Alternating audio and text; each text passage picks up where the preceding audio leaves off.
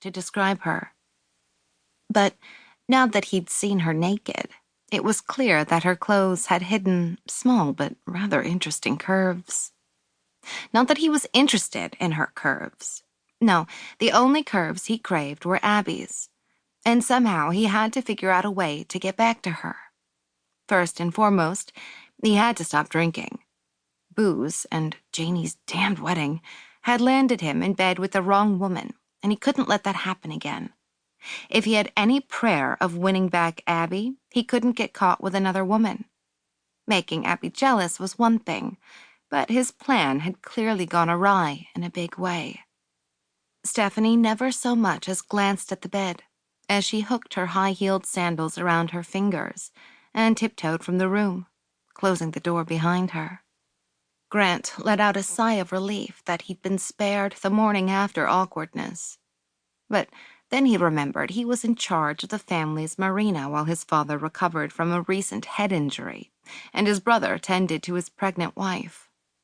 With Grant stuck running the docks and Stephanie managing the restaurant, he'd have to face her in a few short hours. Groaning, he turned face down on the bed and buried his face in the pillow. Something poked his belly, and he fumbled through the rumpled sheet to see what it was. When his hand landed on a torn condom wrapper, Grant's heart nearly stopped beating. Shit. He'd rocked her world, and Stephanie would bet he didn't even remember it. As she shivered in the driving wind and cold rain on her way to McCarthy's Gansett Island marina, she relived the night with Grant McCarthy. Of course, she'd figured out what he'd been up to at the wedding. He'd been using her to make Abby jealous. She'd also known he was drunk when they left, and that he probably wouldn't remember much of what happened between them.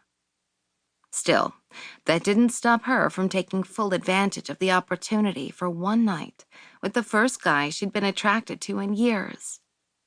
She was under no illusions that this was the start of something with him. He was in love with Abby, and still hoping to reconcile with her, although Abby and her fiancé Cal had looked pretty darned cozy at the wedding. If Stephanie were one to gamble, she'd bet on Abby being done with Grant, and him being the last one to realize it.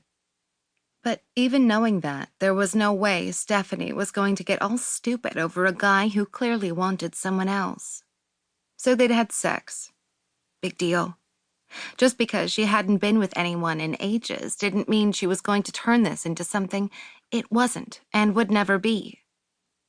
A tooting horn caught her attention, and she stopped to find Mr. McCarthy's best friend, Ned Saunders, pulling up to the curb in the beat-up Woody station wagon that served as his cab. "Jump in, gal. I'll give you a ride." Since she was soaked to the skin, Stephanie was thrilled to see the older man, who hung around the marina every day. "Thanks, Ned," she said, as she slipped into the front seat. The floor was littered with coffee cups and old newspapers. "Sorry about the mess," he muttered. "No problem. I'm happy to get out of the storm." "'Tis a doozy of a nor'easter. Not seeing the newlyweds making it off island today." "That's too bad. They'll miss their flight, won't they?" "Looks that way." Stephanie appreciated that Ned didn't mention anything about her obvious walk of shame.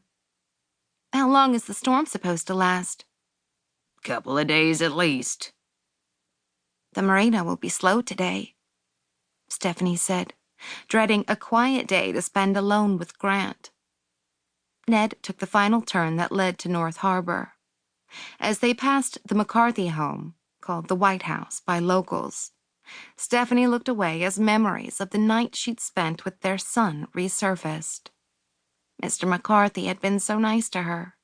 She'd hate to do anything to mess that up. "The boy's confused," Ned said, breaking the silence. "Excuse me?" "Smartest kid I ever knew," Ned continued as if she hadn't spoken. "From the time he was first able to talk, he's been asking questions, studying people, filing away stuff to use later in his stories. When it comes to people in his own life, though, well, sometimes..."